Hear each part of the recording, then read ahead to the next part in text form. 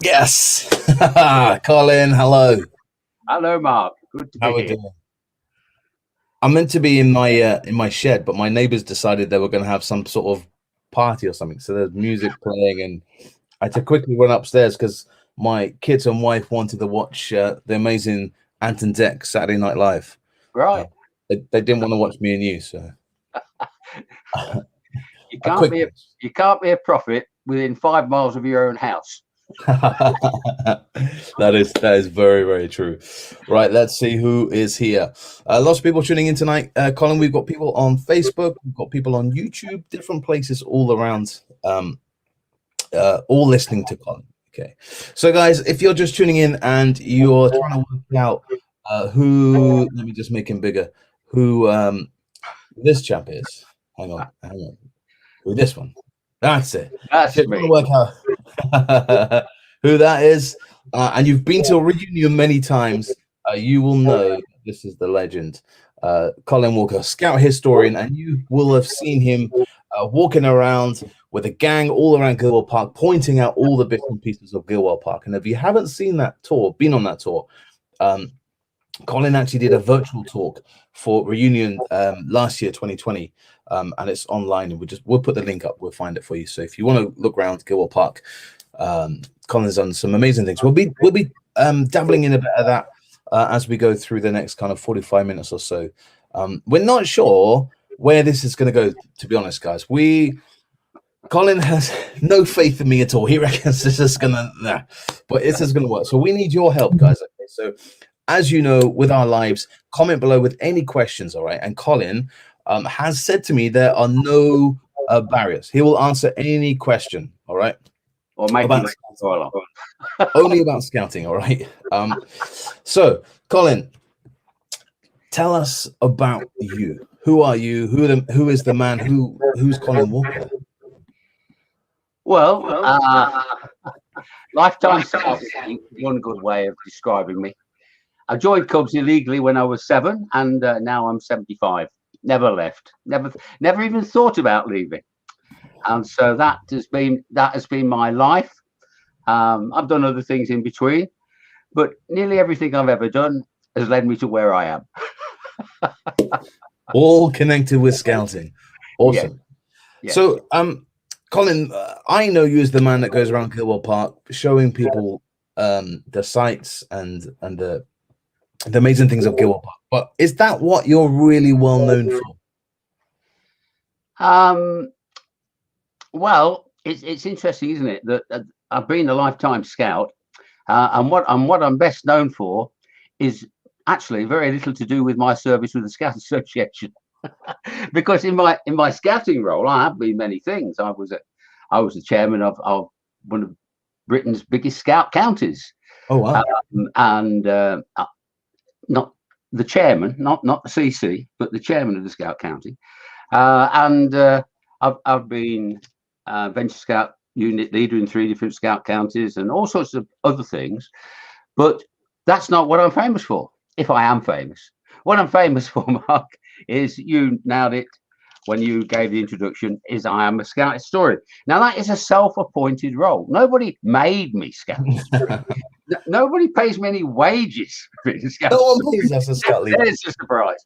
So this was just something I decided I was going to do, and it's in my retirement, and that's led me all around the world. I give talks in lots of, been very, very fortunate, gone to lots and lots of scouting sites all over the world, given talks.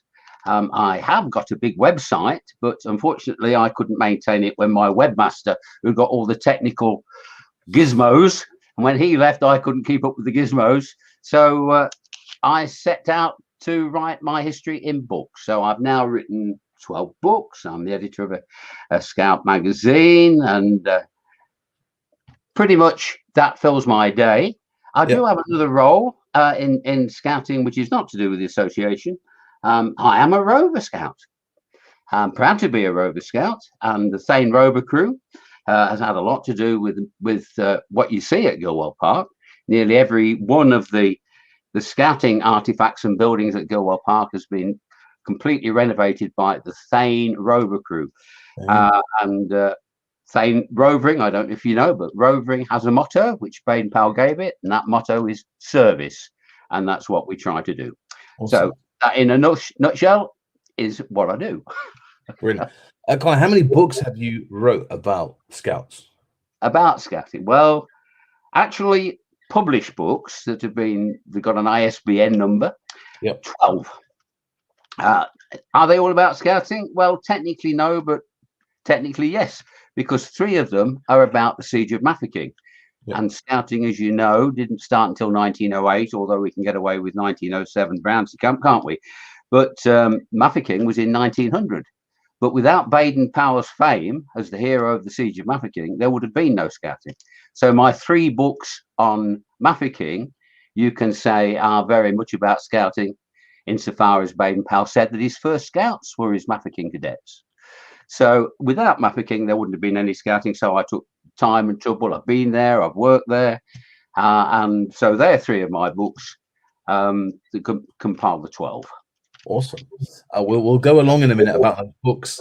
One in particular, the BP Acorn, I want to just tap into. But we've got a few questions coming in already, Colin. Is it true that the White House is haunted?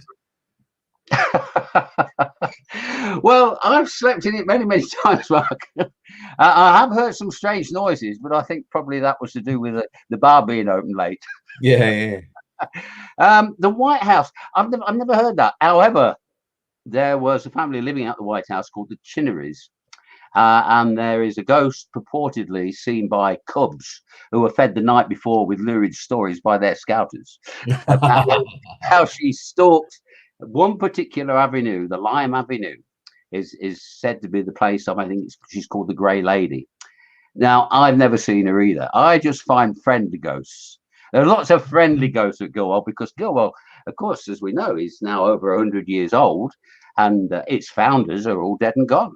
Yeah. And many of their spirits inhabit, don't you doubt it for 1 minute.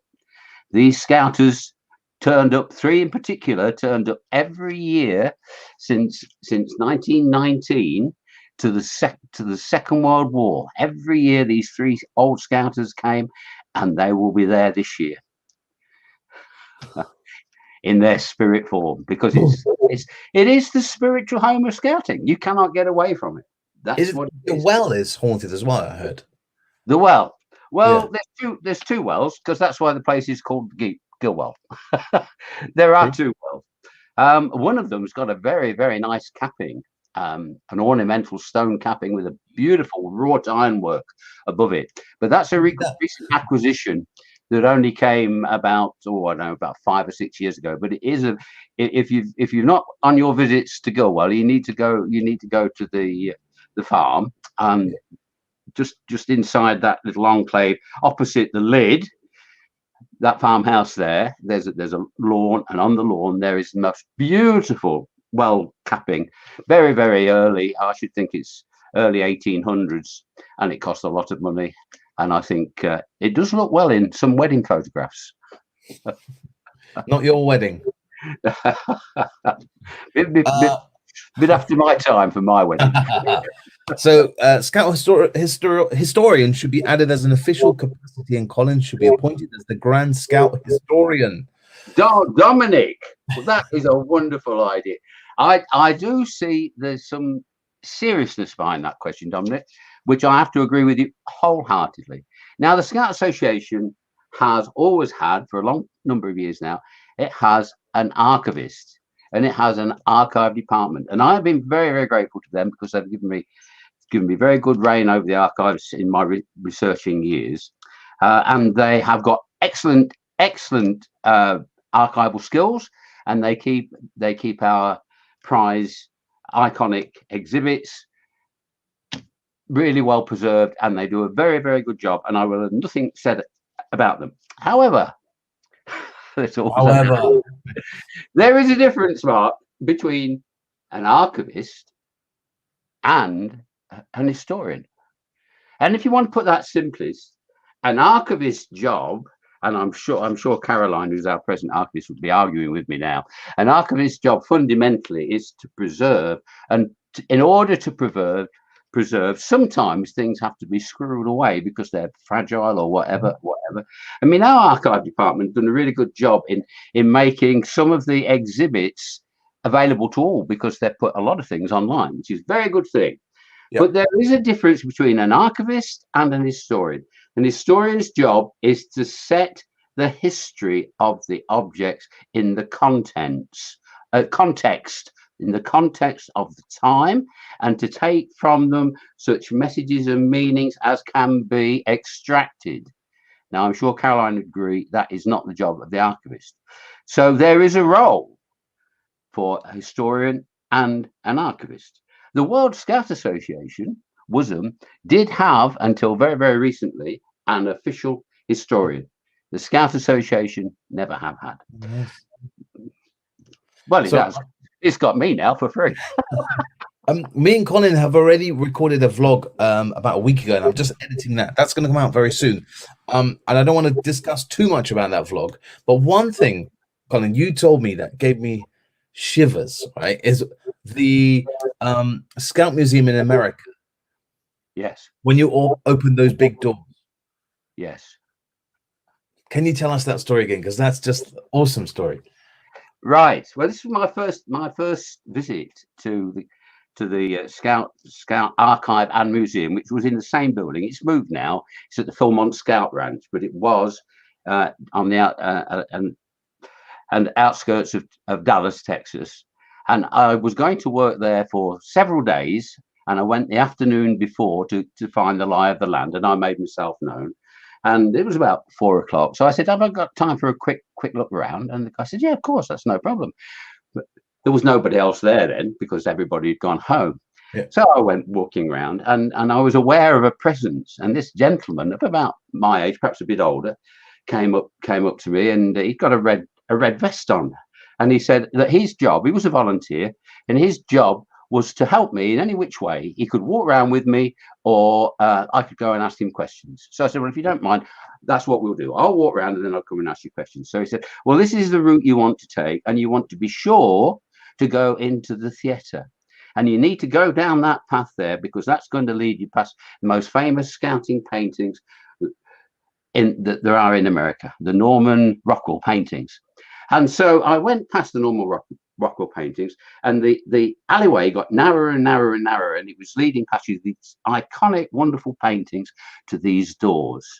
And I went into these doors, and I pulled the doors open, and I went in, and it was all gloomy. It was like a lecture theatre, but it got nobody in it. And then this spotlight shone on this figure, Mark, and this figure was seated Baden-Powell.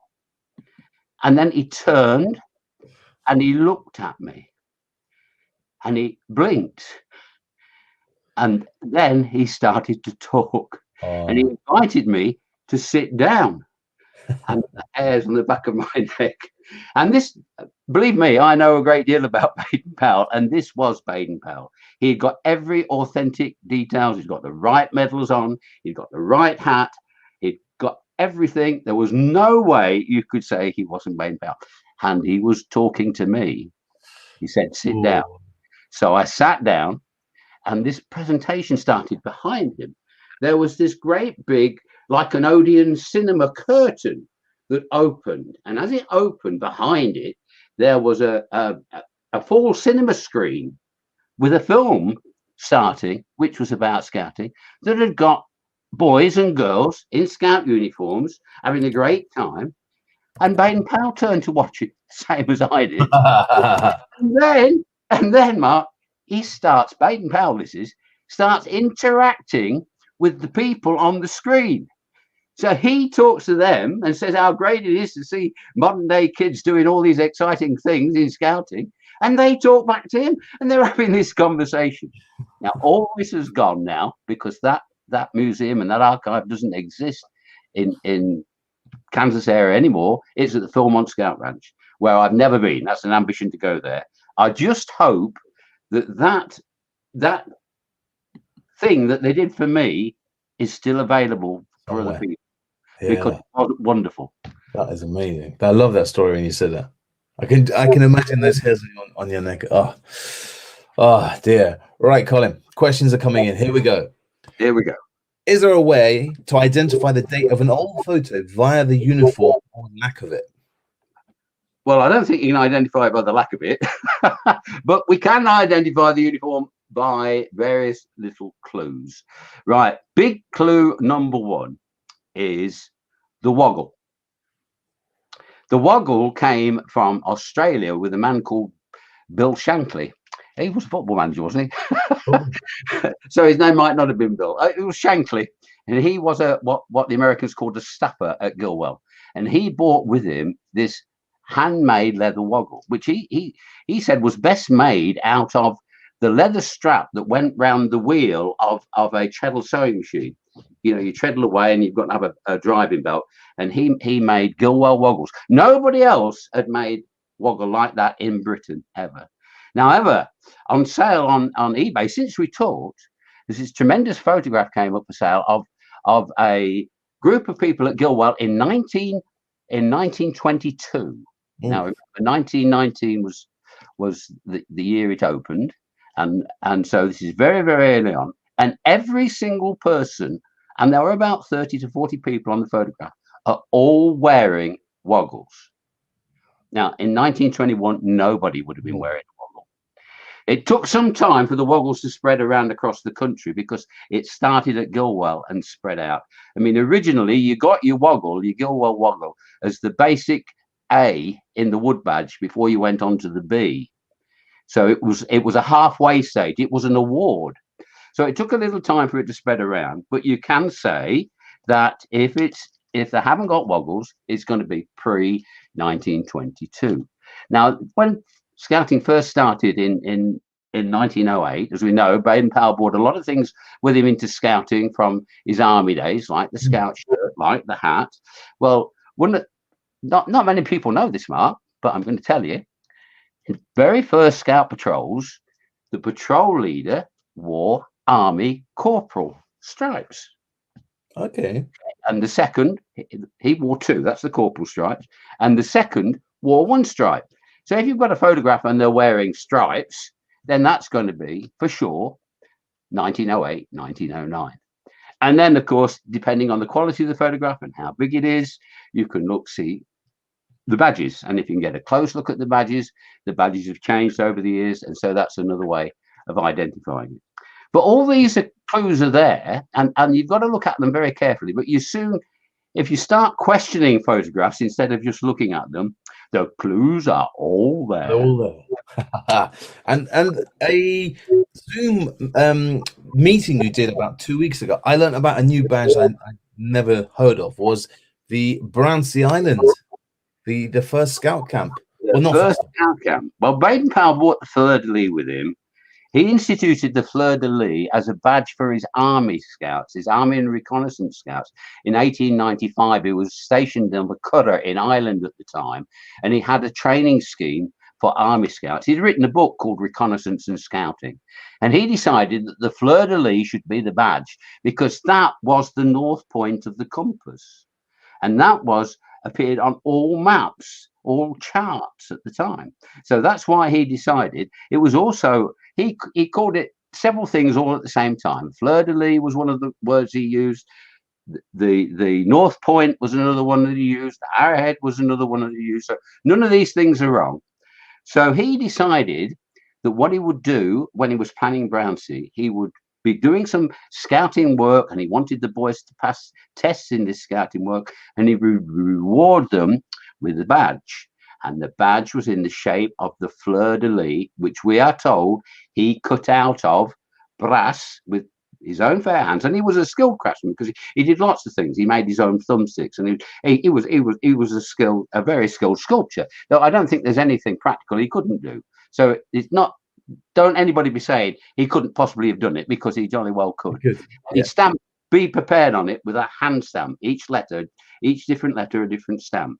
So you were there. You heard the story, Mark. Those badges exist because you've seen them on the photographs I showed you. Yeah. No argument. No living person has ever seen one of those badges. Never. Why? Why do those original badges don't exist? Well, you've got to remember that by my best estimates, You learned that there were 23 boys on Brownsea.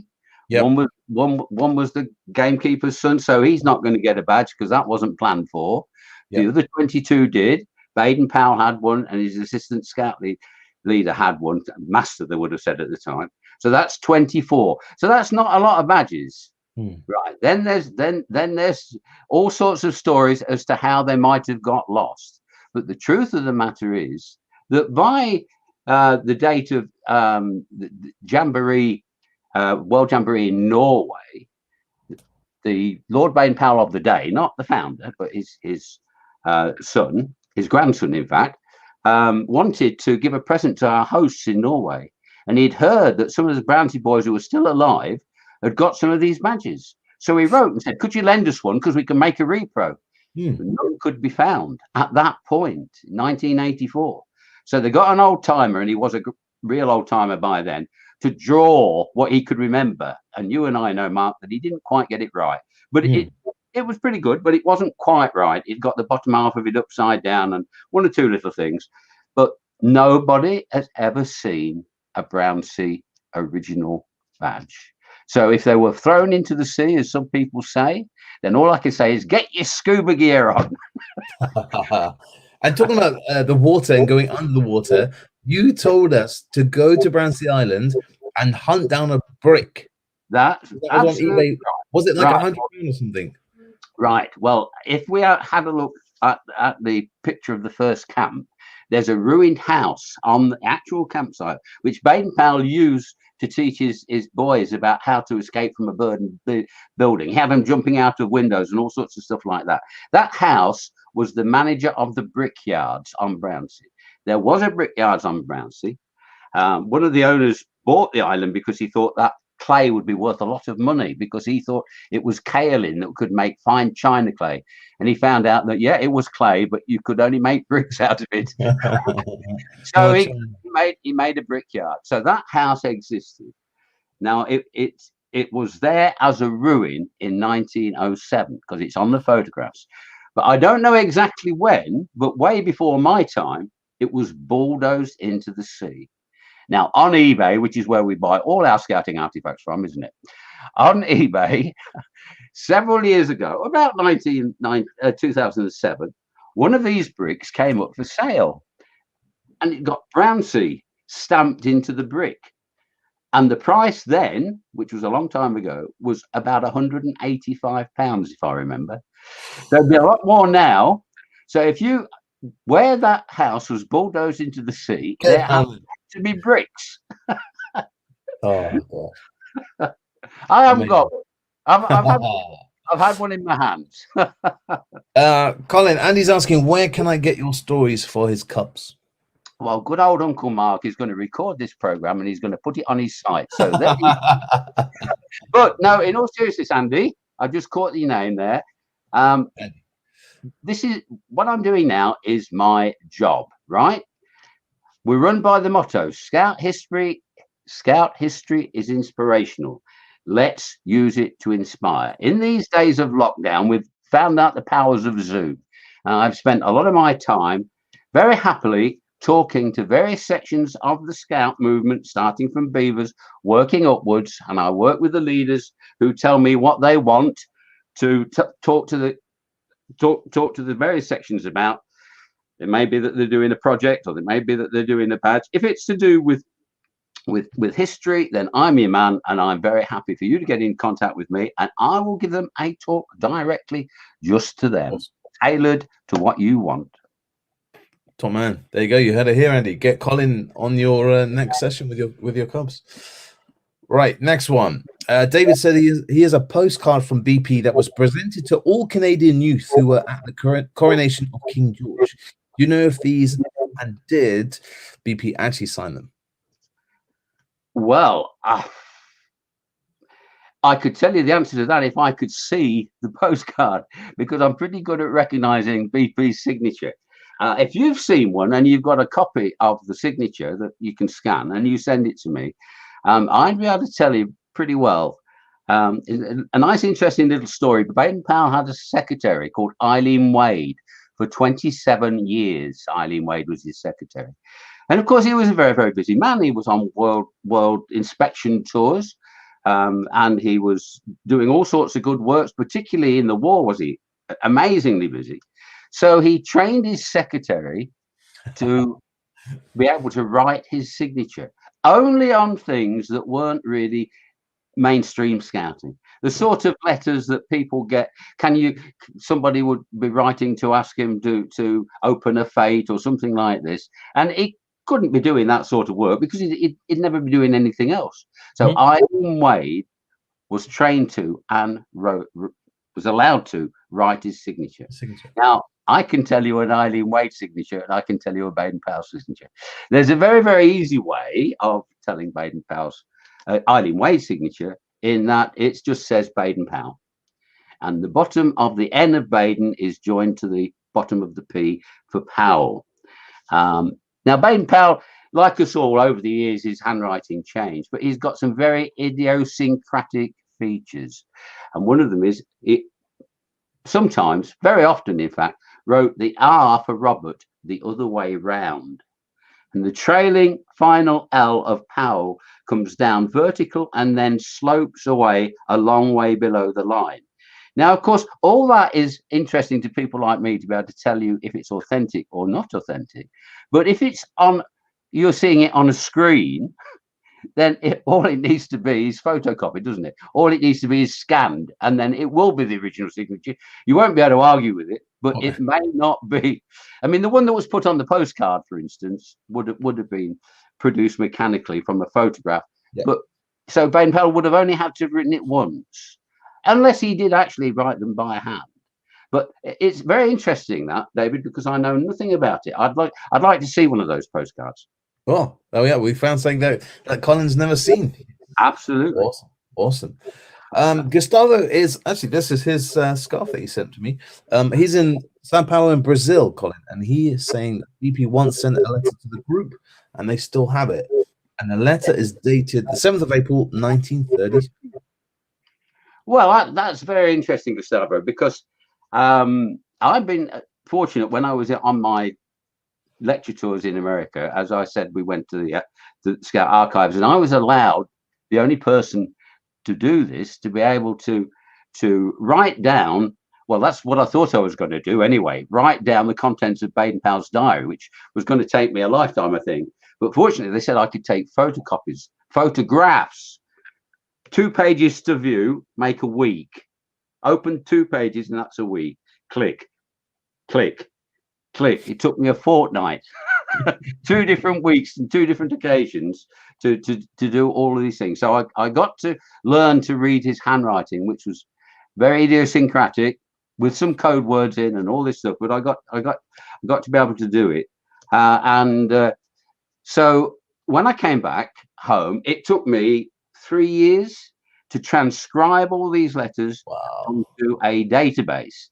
So in my books, if I say something happened on a certain date, it did. Now, the big thing is I also collect Baden-Powell's letters, and I've got friends who collect Baden-Powell letters, and I've been to the world's best archives and scout museums that have got their own letters. And of course, all of these are dated, Gustavo.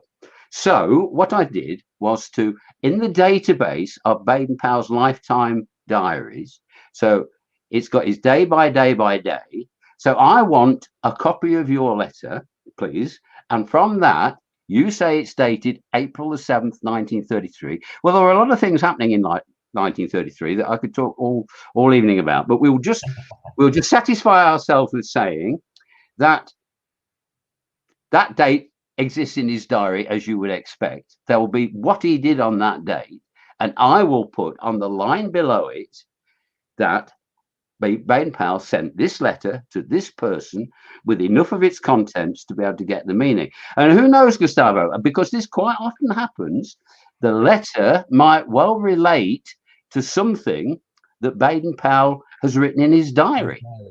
Ooh. Yeah. So my chronology, grand title, I call it my BP chronology. It is just the events of the diary. It's my since the year 2007. It's all the information that I've amassed that I can verify of what Baden-Powell did on a certain date, because there's a letter or a postcard or something in a book that's got a date on it that can be proved that that happened, then I put it in alongside Baden-Powell's actual own diary, so it makes a complete chronology of his lifetime's work and achievements. Awesome. Unique it is, unique. Awesome. I'm going to look at my camera so you see a bit more of my head. There you go. How do people get hold of you, Colin? Maybe you've got an email address or something. Yeah. Oh, it's hard. Are you ready for this, people? Right. You no need to write it down, because when I tell you, you will remember. Are you ready? I'm looking in your eyes. Scouting. Have you heard of that word? Scouting. Dot. That's very important. That dot. Scouting dot milestones, because that's what they are, at btinternet.com. Now repeat after me. Scouting. No, I was a head teacher. Scouting.milestones at btinternet.com. Write to me, and I promise you I will answer. Awesome. And Colin, a service you did for me since we last talked, do you offer that service about the rover groups? Finding if there was a rover group in your group. If there was a rover group. Oh, yeah. Well, this is. I mean, I've been a rover now since 2007, and my interest in rovering has just grown and grown and grown and grown. Now, the thing that we've got to remember is that the Scout Association actually disbanded rovers, which we needn't go into because that's a whole story in itself, but they did. And so when they did, they saw no reason to keep all the documentation relating the annual census returns related to roving. And so here we are at this point in time. And when I looked for evidence of rover crews, the only list I could find had got about 80 crews on. A group of rovers is called a crew, right? So only about 80. And I found out from an annual census return of 1934, that's quite close to the date of that letter, isn't it? 1934, that there were 4,500 rover crews in Britain in 1934. Wow. Well, of course, some will have blossomed and folded before 1934, but I know, because I've written a book on the Second World War, that there were loads of brand new rover crews in the Second World War, because they were on every army base, every air force base, and most navy ships. So there were lots. So I'm guessing now that there were probably around 6,500 rover crews. And as of today, Mark, I can tell you that we have achieved a new target. I have documented 3,700 rover crews and still going. So therefore, if somebody was to write to me and say they lived in, where do you live, Mark? Ealing. Ealing. Well, there, I'm not making this up. I don't make things up. Honestly, I was dealing with the 3rd and 4th Ealing rover crews today. Their records, 3rd and 4th Ealing. Awesome. Right. I sent you a list. Did I? You did. Yes.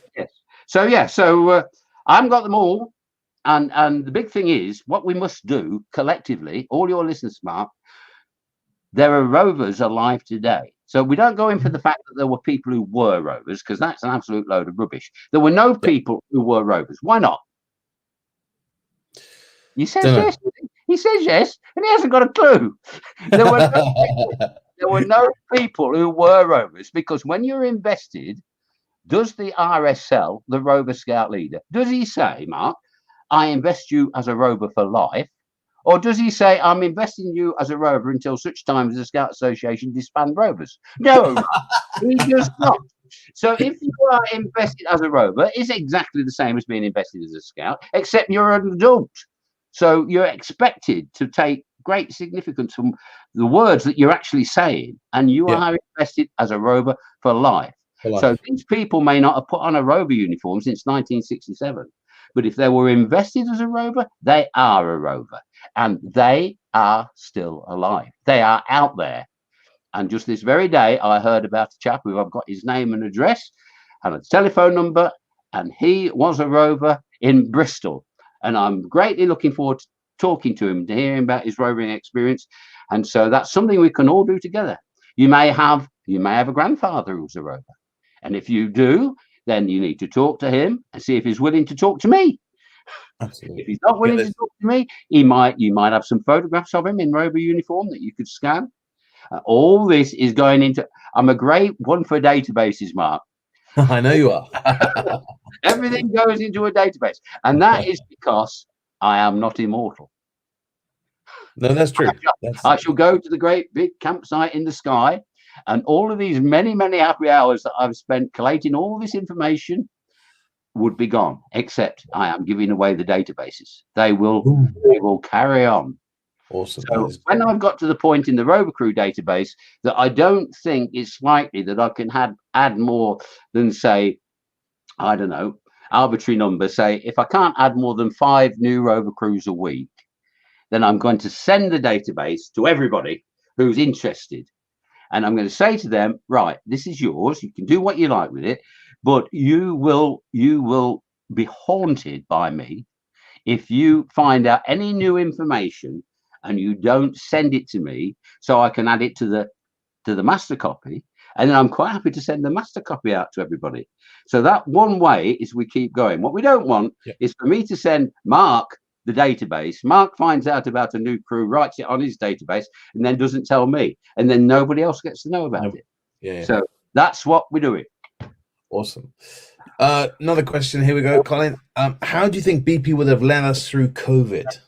Oh, well, you, L Davis. What's L for? L for leather. You couldn't have picked on a better man, because Baden-Powell led people through one of the worst events of Victorian era. He was locked up in Mafeking for 217 days, totally outnumbered by Boers on the outside, people starving, and he kept them alive and kept their morale high so that they were in good shape until the cavalry came over the hill in 217 days. So don't let's be thinking hypothetical here about something he might have done. He did. And now, if I had about a week, I could go into exactly what he did do to raise the morale. And it's various and manifest. He recognized it's all this good, isn't it? We're talking about mental health. Baden-Powell had that nailed, spades down. He set up the Boers. These were very religious people. These people were fighting, so they didn't fight on Sundays. Amazing, isn't it? So Baden-Powell, he used the Sundays to improve the morale of his troops and the civilian population of Mafeking by arranging sports days, band concerts, baby shows, cricket matches, and more importantly, entertainments, because he was a brilliant entertainer. So I have got programs of shows that he put on in Mafeking where he was various different people, and the people reviewing his performance in the newspaper that carried on daily, shells permitting. The Mafeking Siege Mail carried on every day, shells permitting, and there's reviews and say he brought the house down. Now that's improving people's mental health. He would have seen to that. I'll tell you what, I am not knocking any politician whatsoever, because I think they're all doing a much better job than I could be doing. And I don't care which one you substitute for which other one, somebody's got to do it, and they're going to be making mistakes. But if you ask me to choose a person to lead us into crisis, I'll tell you who I'd choose. He's the man. Good old BP. BP or Boris. BP or Boris. I'm not going there. The database sounds fantastic. It does, John. I agree with that. Right, let's get some more questions, guys. Any questions about scouting? BP, there's lots of stories. In particular, I think it was last summer, not just a year ago, but when the statues were coming down, when people were pulling down the statues, it was actually a good thing and a bad thing, but scouting was all over the press at the time that they were going to take down the BP statue in Poole. I'm sure everyone remembers that well. And in particular, there was 2 rover scouts that came down and guarded the statue. There were indeed. And they were. Come on, tell us more about these guys. Well, those 2 guys come from South Wales, and the Thane rover crew in actual fact, despite the amazing amount of work that we've done, I'll say this, but you've been to Gilwell, you've seen it. You would not think that 6 people from Yorkshire who are not trained builders could possibly have done what we've done. It's just not possible, but we have, and we do, and we did.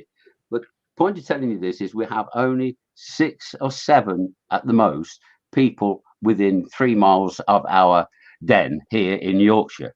But we do have 40 people in the Thane Rover crew who we call distance members, because we think that anybody who wants to be a rover should be allowed to be a rover, and there should be a mechanism by which they can be a rover. And we're proud to say that the Thane Rover crew, through our membership, have got other people in our membership who have gone and set up their own rover crews.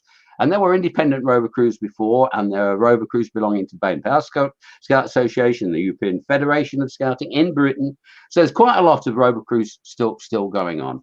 So anyway, we have 2 Thane rovers living in Wales, and we had a Zoom meeting when the news came in that the top of the racist people were intent on toppling the statue. And so the local government of Bournemouth and Poole decided that to keep the statue safe, then they must take it down. Now we, the Thane Rover crew, we didn't agree with that, because we thought once it's taken down, it will not get put back up.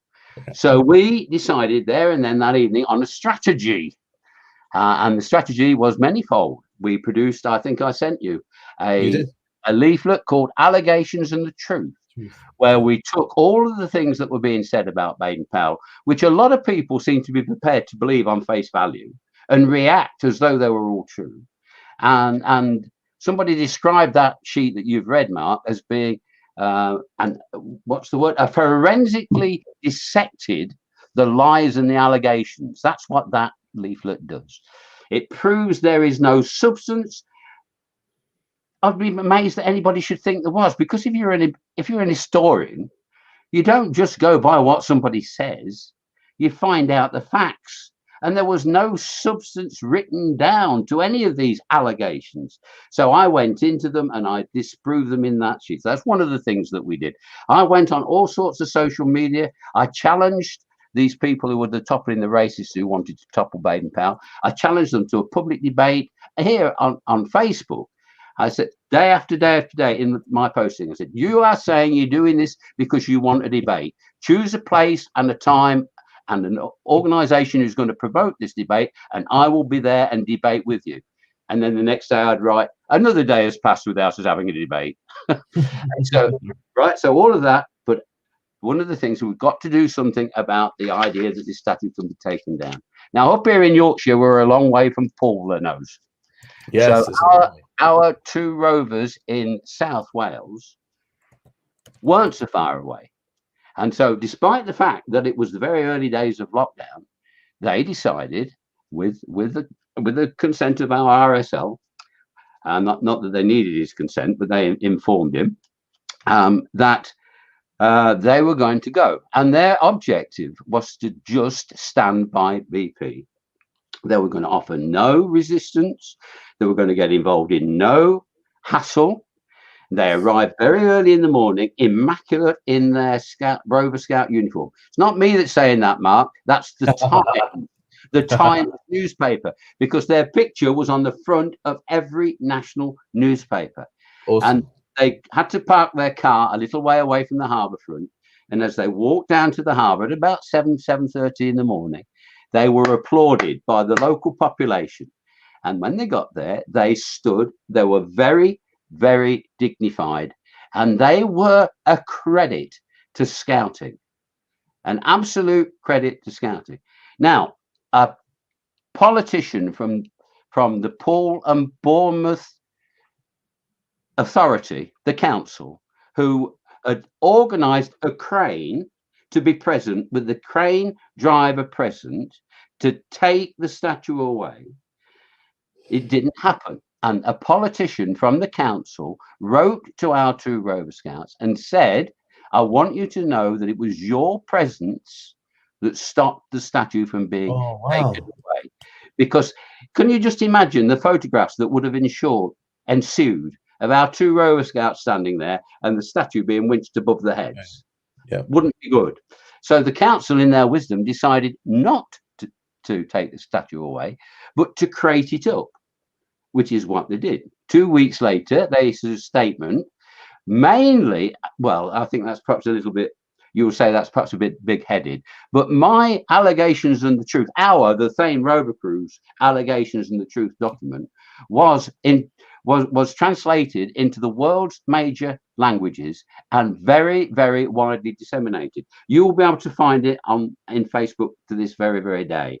Very, very widely disseminated, and it has and did have an effect on public opinion, because the things that were being said about Baden-Powell. I mean, one of the things that the politician woman who was in charge of the local action to get Baden-Powell statue removed was repeating words from a British communist in America who's quite long since dead.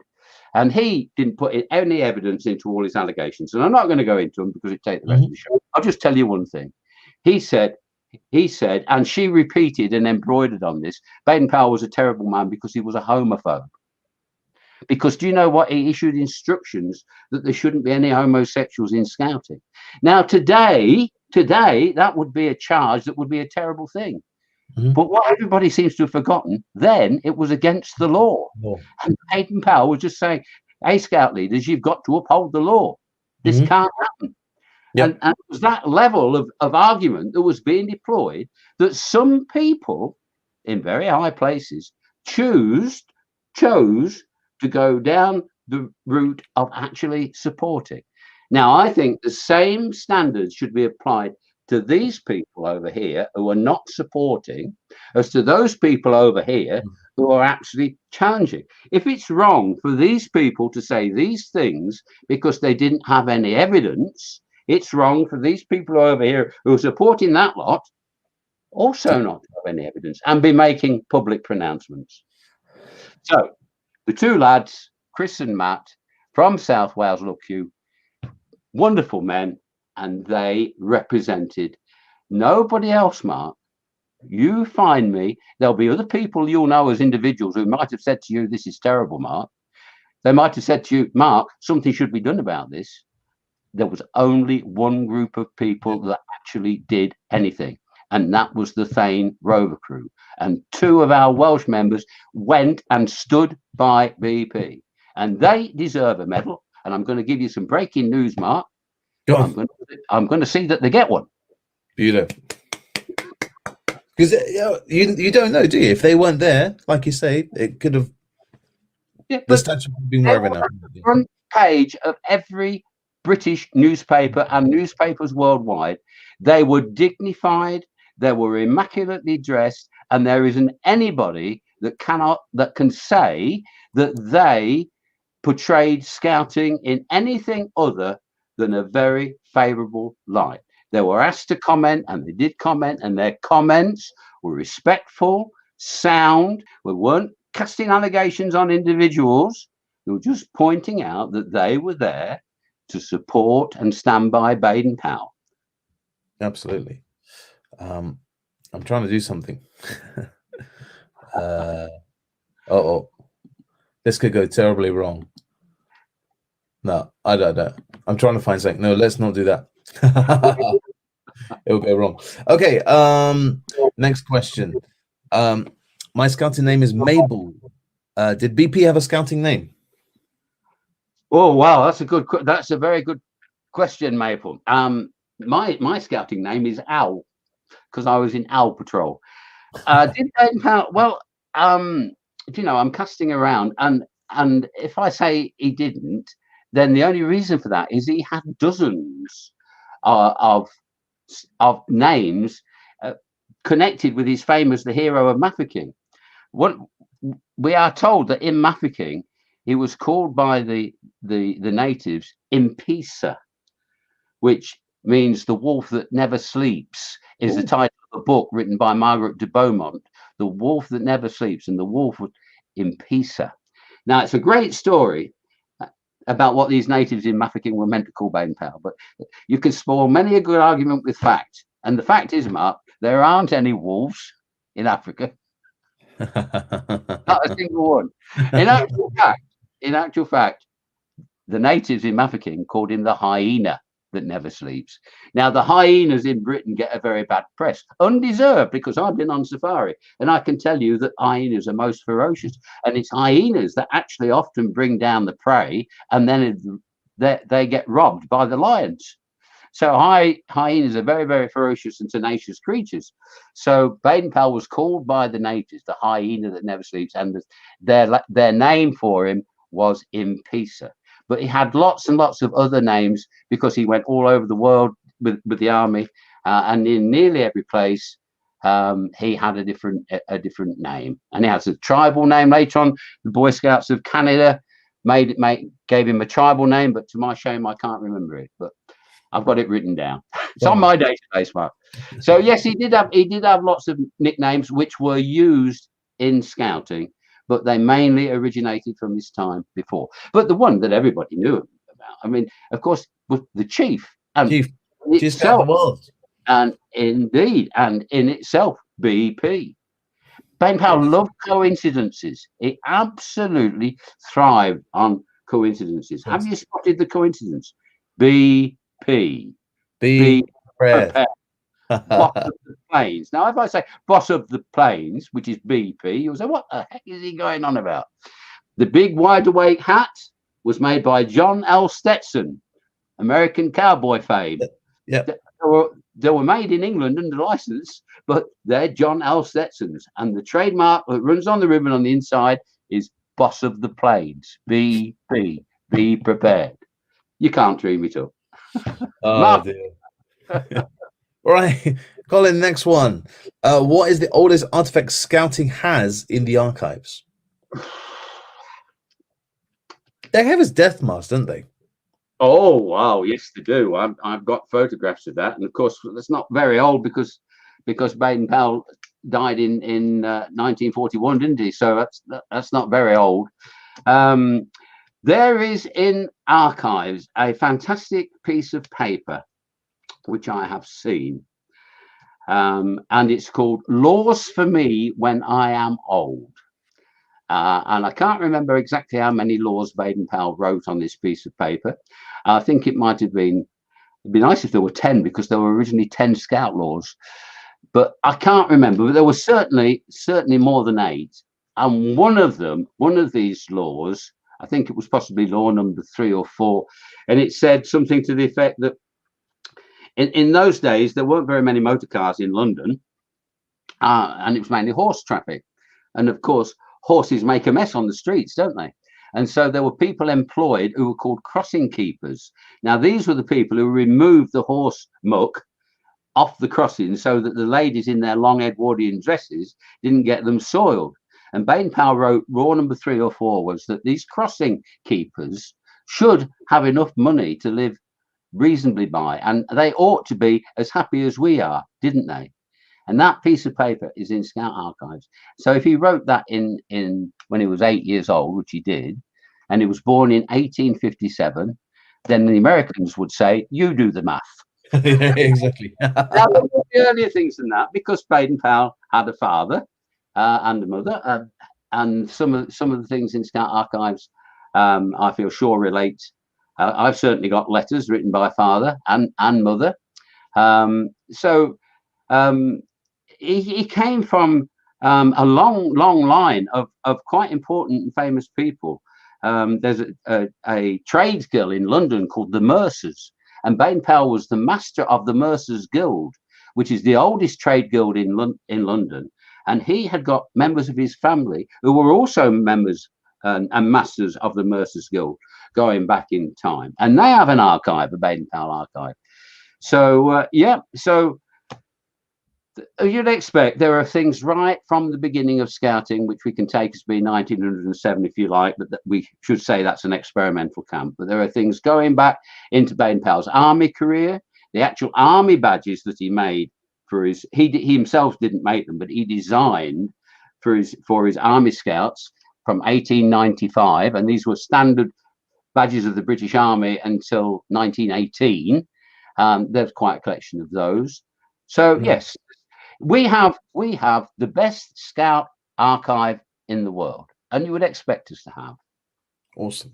There are a lot. Well, you say awesome, Mark. You're forgetting what I have to say about archivists and historians. There are lots of squirreled away. Lots. Right now, Be on show more. I've been to some wonderful Scout museums.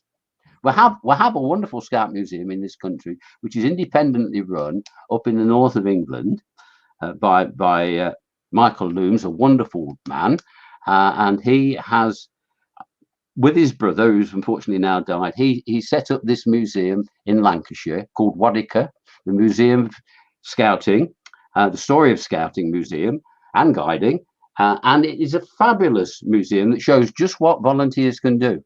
Now, I've been lucky enough to go around the world, and I've been to little countries like New Zealand and seen most fantastic museums there. Scandinavian countries with 6 million people, Mark, have 5 different Scout museums.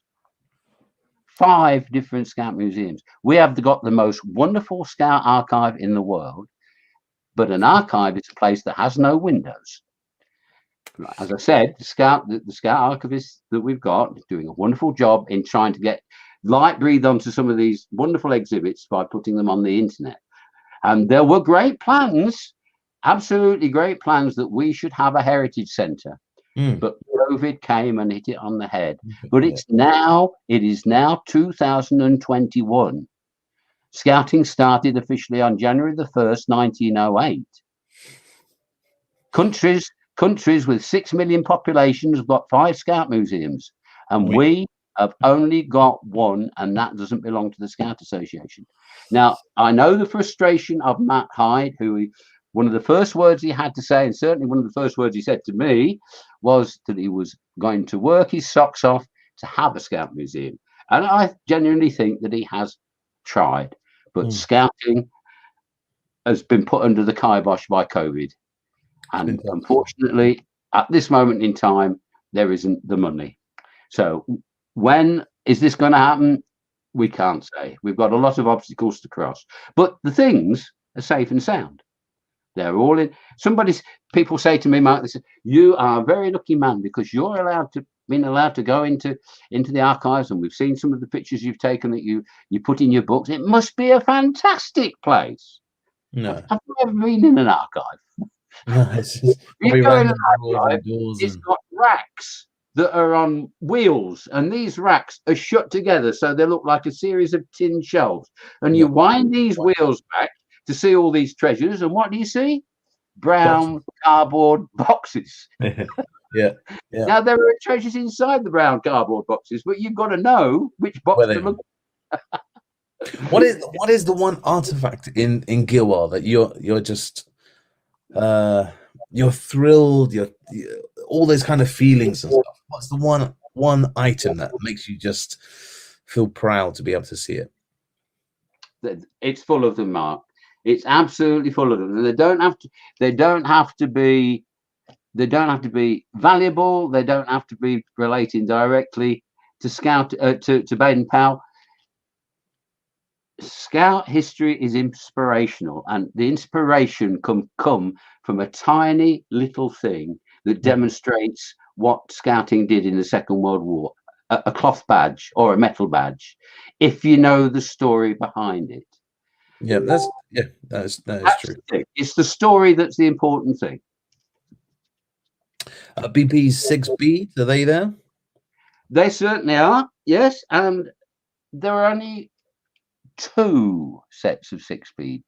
Not one. Right, Baden-Powell, because you listened assiduously to my Brownsea broadcast, you know that Sir Percy Everett who was acting on behalf of his boss, who was funding Scouting at the beginning, sent him to Brownsea, and he was there at the campfire on the last day, and he became devoted to Scouting. And he became Baden-Powell's right hand, said Baden-Powell.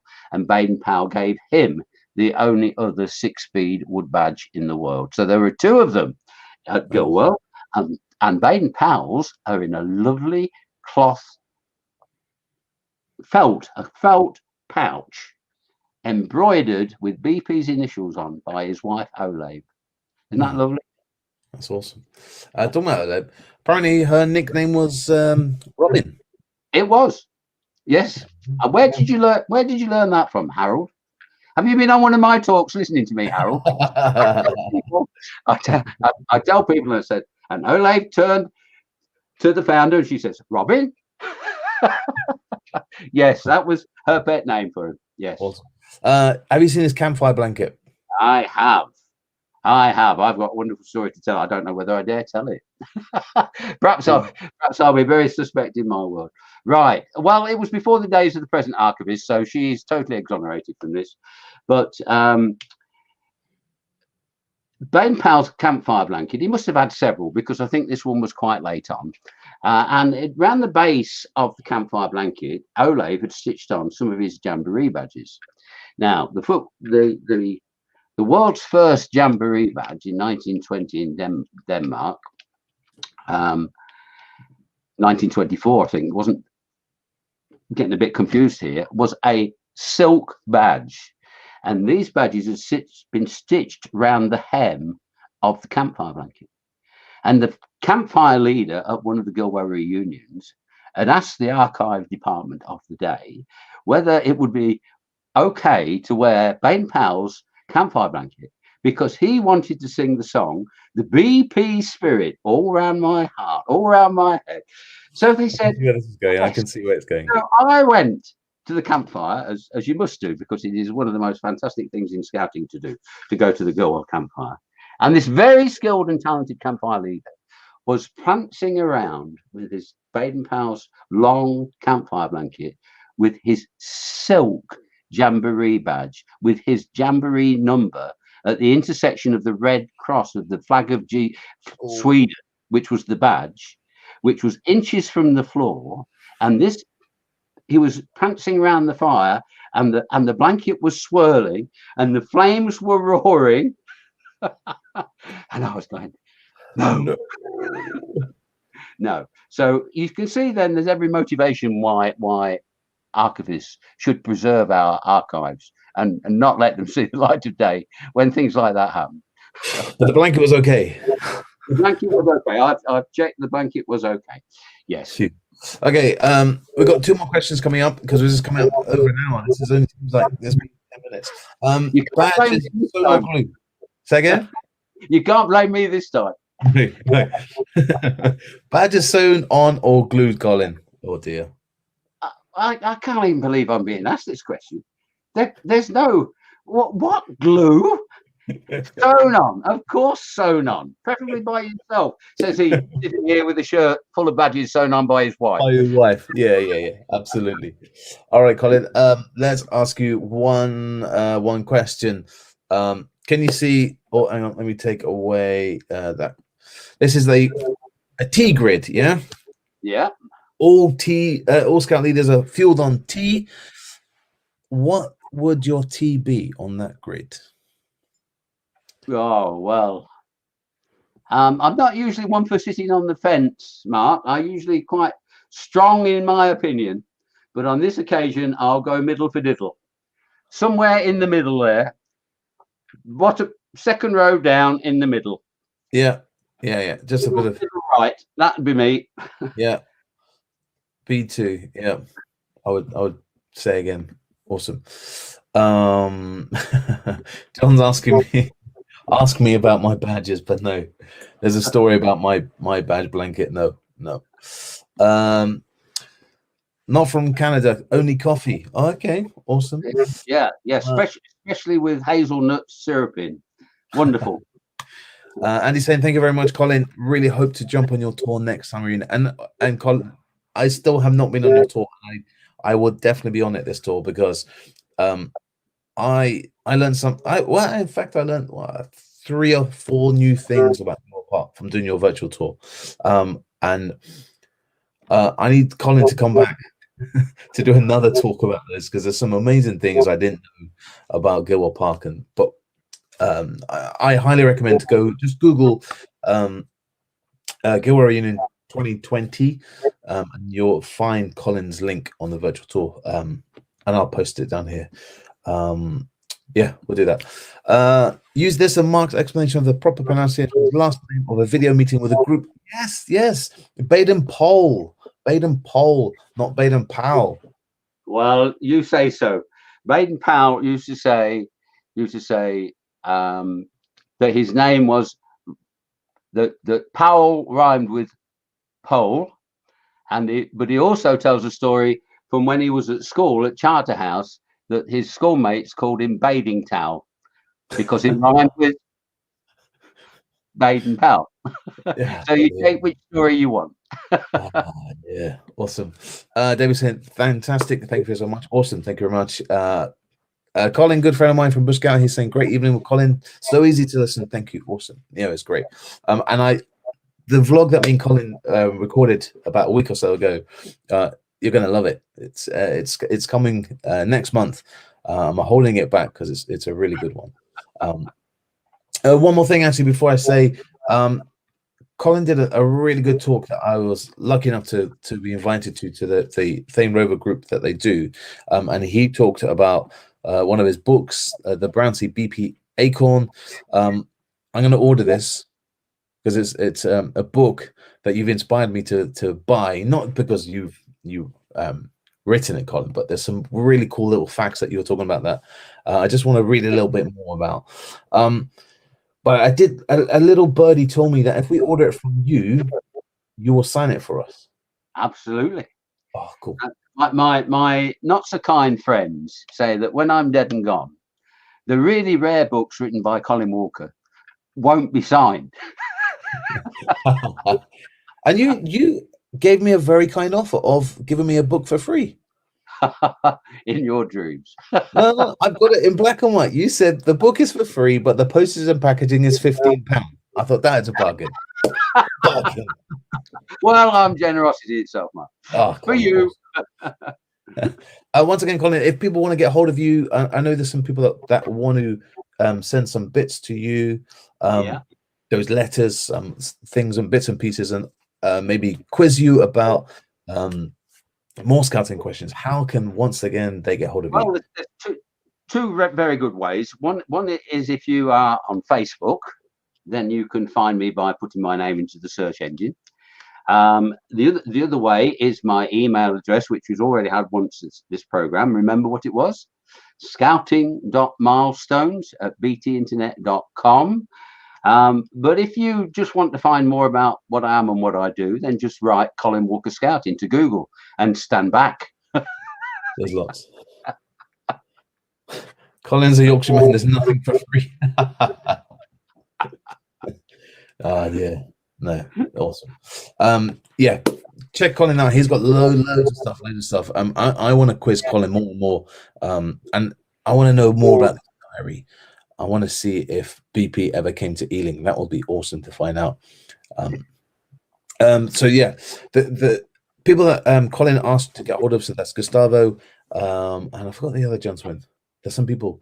Make sure you chase up Colin and send those letters, those postcards to Colin. That would be awesome, just to continue that kind of database that Colin was talking about. And that's awesome. Colin, thank you very much once again. That's been awesome, and I learned some more new stuff every time I listen to your talk. I learn new stuff. Remember, Scout history is inspirational. Let's use it to inspire. Beautiful. Guys, thank you once again. And Colin, big round of applause to you. Beautiful, guys. Thank you very much.